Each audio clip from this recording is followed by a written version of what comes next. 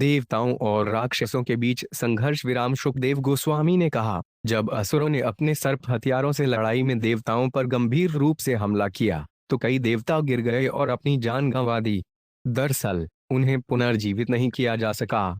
उस समय, हे राजा, देवताओं ने शाप दिया था। दुर्वासा मुनि, तीनों लोग गरीबी से पीड़ित थे और इसलिए कर्मकांड समारोह नहीं किए जा सकते थे। इसके प्रभाव बहुत गंभीर थे। भगवान इंद्र, वरुण और अन्य देवताओं ने अपने जीवन को ऐसी स्थिति में देखकर आपस में विचार किया, लेकिन उन्हें कोई समाधान नहीं मिला। तब सभी देवता इकट्ठे हुए और एक साथ सुमेरु पर्वत के शिखर पर गए। वहां भगवान ब्रह्मा की सभा में वे भगवान ब्रह्मा को प्रणाम करने के लिए नीचे गिरे और फिर उन्होंने उन्हें हुई सभी घटनाओं की जानकारी दी।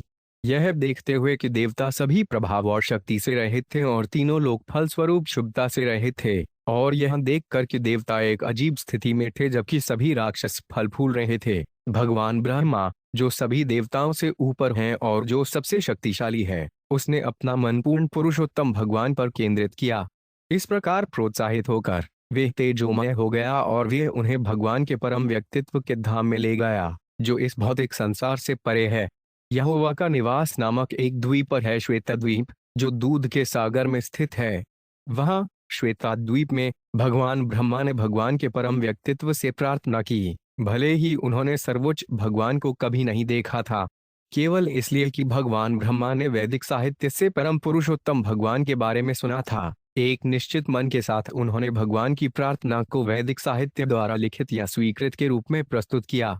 श्री सुखदेव गोस्वामी ने कहा, हे राजा परीक्षित, देवत्व के सर्वोच्च व्यक्तित्व हरि, देवताओं और भगवान ब्रह्मा द्वारा प्रार्थना के साथ इस प्रकार पूजे जाने पर उनके सामने प्रकट हुए उन्हें उनका शारीरिक तेज हजारों सूर्यों के एक साथ उगने के समान था।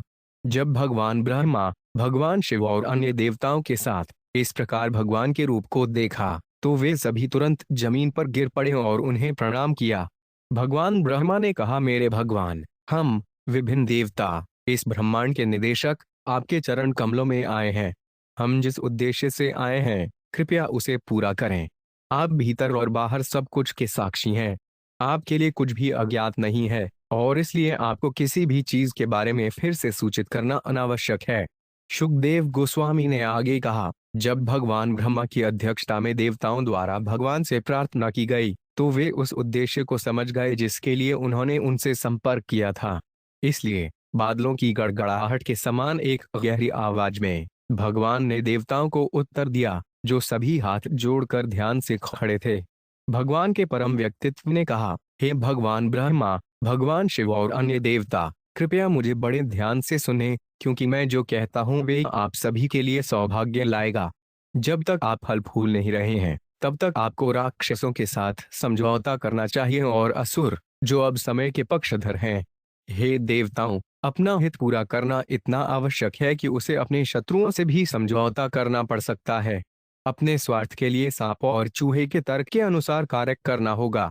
तुरंत अमृत उत्पन्न करने का प्रयास करें, जिसे मरने वाला व्यक्ति अमर होने के लिए पी सकता है। हे देवताओं, क्षीर सागर में सब प्रकार की सब्जियां, घास, लताएं और औषधियां डाल दो।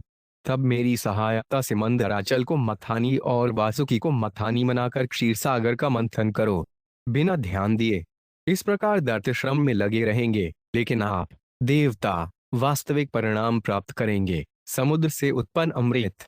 मेरे प्यारे देवताओं, धैर्य और शांति से सब कुछ किया जा सकता है, लेकिन अगर कोई क्रोध से उत्तेजित हो जाता है तो लक्ष्य की प्राप्ति नहीं होती है। इसलिए दैत्य जो भी मांगे उनके प्रस्ताव को मान लें। क्षीर सागर से कालकूट नाम का विष उत्पन्न होगा, पर तुम्हें उससे डरना नहीं चाहिए।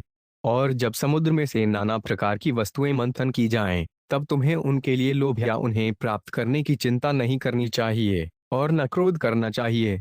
शुकदेव गोस्वामी ने आगे कहा, हे राजा परीक्षित, देवताओं को इस प्रकार सलाह देने के बाद सभी जीवों में सर्वश्रेष्ठ भगवान का स्वतंत्र परम व्यक्तित्व उनकी उपस्थिति से गायब हो गया।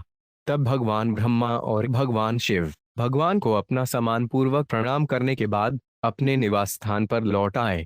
तब सभी देवता महाराज बलि के पास पहुंचे।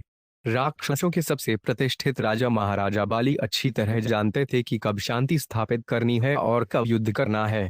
इस प्रकार यद्यपि उनके सेनापति उत्तेजित थे और देवताओं को मारने वाले थे, महाराज बाली ने यह देखकर कि देवता बिना उग्रवादी रवैये के उसके पास आ रहे थे, अपने सेनापतियों को उन्हें मारने से मना किया। देवता विरोचन के पुत्र बलि महाराज के पास पहुंचे और उनके पास बैठ गए। बलि महाराज राक्षसों के सेनापतियों द्वारा संरक्षित थे और पूरे ब्रह्मांड पर विजय प्राप्त करने वाले सबसे ऐश्वर्यशाली थे। बलि महाराज को कोमल शब्दों से प्रसन्न करने के बाद देवताओं के राजा भगवान इंद्र, जो सबसे बुद्धिमान थे, ने बहुत विनम्रता से उन सभी प्रस्तावों को प्रस्तुत किया जो उन्होंने भगवान के परम व्यक्तित्व भगवान विष्णु से सीखे थे। राजा द्वारा प्रस्तुत प्रस्ताव इंद्र को बाली महाराज और उनके सहायकों द्वारा तुरंत स्वीकार कर लिया गया और फिर बड़े उद्यम के साथ उन्होंने भगवान इंद्र द्वारा प्रस्तावित अमृत का उत्पादन करने की व्यवस्था की। तत्पश्चात बड़ी शक्ति के साथ राक्षसों और देवताओं ने, जो सभी बहुत शक्तिशाली थे और जिनके पास लंबी मजबूत भुजाएं थीं, ने मंदरा पर्वत को उखाड़ फेंका। वे बहुत जोर से रोते हुए उसे क्षीरसागर की ओर ले आए। महान पर्वत को लंबी दूरी तक ले जाने के कारण राजा इंद्र, महाराज बलि और अन्य देवता और राक्षस थक गए। पहाड़ को उठाने में असमर्थ होने के कारण उन्होंने उसे रास्ते में ही छोड़ दिया।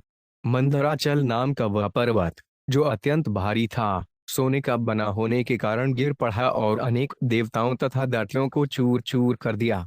देवता और दैत्य निराश हो गए और उनके हाथ, जांघ और कंधे टूट गए।